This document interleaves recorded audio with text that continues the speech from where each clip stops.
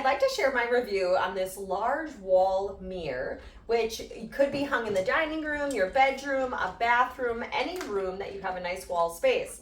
So I'm going to show you a few of the features on here, the installation, and how it looks on the wall.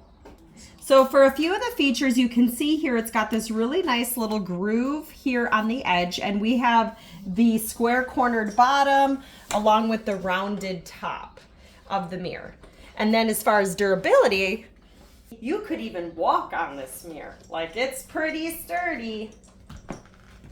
Some of the other things you get are instructions, your bar that is actually going to be screwed to the wall that actually holds the mirror, so it'll actually sit on the wall like that.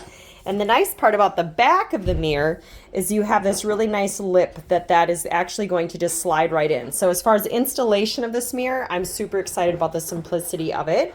You also have your screws if you're using drywall, and then I love the little level to help you know if your picture and mirrors are level.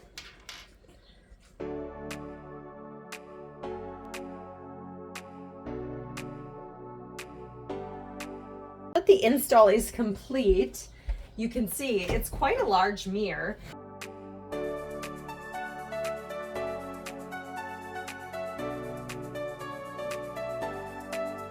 The mirror is easy enough to take on and off.